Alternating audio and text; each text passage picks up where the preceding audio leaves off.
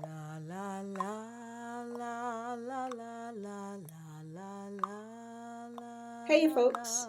I'm la Camille la Who Armstrong, la the la performing la arts Renaissance la woman. la For over 40 years, la I've worked as a la la performer, educator, la la consultant, and coach. But most importantly, I'm a parent.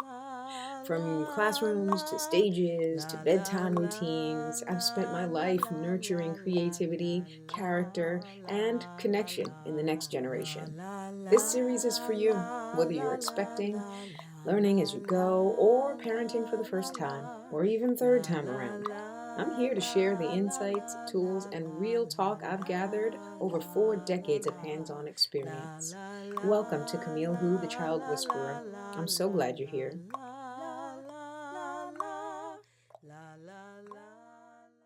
I'm Camille Who, the Child Whisperer. And for in this little mini series within the parenting series, we are unpacking what I like to call the 8 parenting blueprints. Um, these are the unconscious patterns that we tend to default to when we are stressed out, tired, afraid. Yes. This one is called the overachiever slash people pleaser. If this hits a little too close to home, you're not alone. You're not wrong, but this is something that just we need to look at it honestly. And at the end of the day, every parenting blueprint is going to have some stuff that you're like, ooh, ooh, ouch. It'll hurt you if you resonate with it. It'll give you some cold, hard, honest truth, but it will at least help you to become aware so that you can find balance. Many of these parenting blueprints, I've seen some of these patterns within myself, right? And then I started to examine other parents, and I've developed theories just by looking at my own patterns and then observing the patterns of other parents and picking their brains and realizing that no, like pretty much none of us know that we are already coming with something that we're not aware of. And so the more we are made aware of of these things and what's in our core belief system, the more we can make choices in our parenting out of education and less out of emotional reaction. Parenting blueprint number one: the overachiever slash people pleaser. This parent has big dreams for their life and their child's life. They read books, they listen carefully to doctors, they take advice seriously. They want to do everything right, right? They don't want to mess anything up. They are scholarly, responsible, information driven, highly conscientious. But here's the shadow side: they struggle with flexibility, delays, missed milestones, deviations from the plan. They are often hardest on themselves, and unintentionally, they can become hardest on their child. The real driver isn't excellence, it's fear.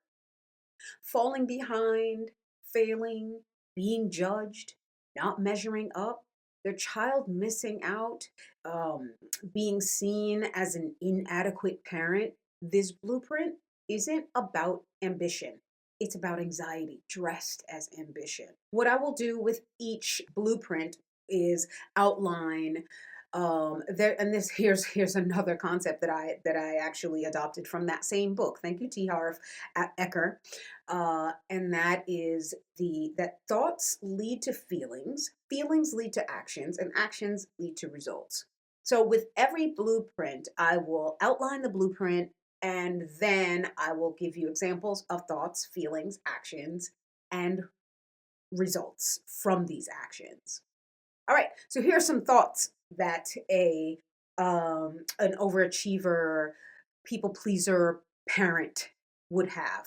I should be here by now. My child should be doing this by this age. If I don't follow this exactly, I might mess them up.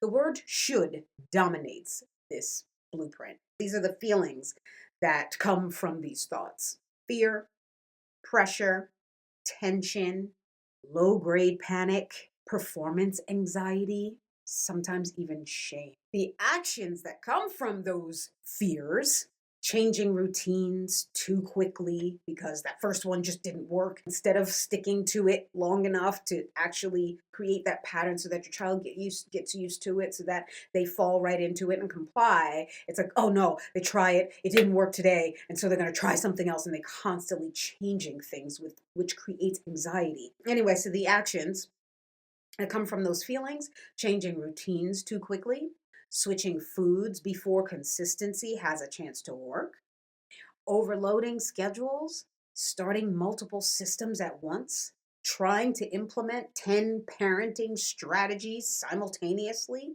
never finishing what was started, and unintentionally disrupting order, sacrificing consistency, creating instability. Here's a result for the parent: overwhelm, inadequacy, exhaustion, constant course correction, feeling like nothing is working. And for the child, oh my God, confusion, inconsistent expectations, heightened anxiety, difficulty with transitions, difficulty adjusting to new environments or separation.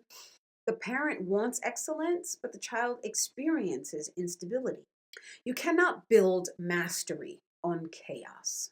Consistency builds confidence. Simplicity builds stability. Order builds peace. If you are trying to do too much, you are doing too little deeply. Your child does not need you to do everything, or they don't need to do everything. You just need to do a few things consistently. Your strength is discipline. Your weakness is fear. And when fear drives your decisions, it never goes to a good place. Sometimes fears can be used to um, prepare us for what to what to expect, or it can prepare us to, if we use it healthily, if we say, okay, you know what, I'm afraid to fall, so let me make sure I watch my steps, right? It helps you to prepare so that you can avoid that thing. Some fears are just so deeply, um, they're deep in there, and they are intense, and so they end up being the driver of the decisions that we make, and those decisions, uh, they don't go well. They don't go well. Though discipline is great, fear is not your friend in trying to discipline your child. Fear is not your friend in trying to make choices in your parenting. What if, instead of switching systems, you just stuck to the same system, and for a while, just to see how it pans out? You can give it a few months instead of going, this didn't work today, I'm going to have to change it up or switch it up or fix it. Um, just like try for a little while and then see how it pans out, before you're switching systems or adding new systems, because oh my goodness, then it's going to make you feel like, this is not working, and then you start feeling inadequate as a parent. Like, we don't need that. We don't need that as parents, to feel inadequate. Trust me, I've been there. Right? So I'm speaking to the heart of people from my heart. Like I said, many of these I have recognized in myself, and then asked, like, is anybody else like this? Okay, does anyone else have these fears or thoughts or or anxieties? Yes, we do, a lot more than we even realize. What if the goal is not to maximize the potential, but to just stabilize it? Right? Ask yourself that question. These are the questions you want to keep in your arsenal, right? Like, whoa, whoa, whoa, whoa, whoa, I'm being this kind of parent. All right, what if The goal is not to maximize the potential, but to stabilize it. Whew. Right. How can I make this stable? Good questions to ask oneself if you find yourself resonating as the overachiever slash people pleaser parent, or that a part of you resonates with that. Other questions that you want to ask yourself: what are you trying to prove? Who are you trying to please? What would happen if you actually simplified? What if your child actually needs more steadiness than acceleration? Good questions to ask oneself. I realize that the overachiever, people pleaser parent, they are information driven. They like reading those books and they like getting that information. They are great. I mean, like they retain some information. But what happens is, someone gave me a term, paralysis by analysis, or paralysis from analysis. Sometimes too much information is dangerous, okay, in a certain area. Um, so in this case, I would say the overachiever doesn't need more information. They need permission to slow down. They need permission to slow down. I give you permission to slow down and simplify things. This will make you feel like you are reaching goals, if they're smaller goals, because the reality of it is you are raising a, this is, I mean, basic. Everything has to start with the, like, such basic patterns and order and repetition with a child. It has to start off so basic that when you simplify these things, you have more success. And with more success, you feel more like an achiever. You feel less inadequate.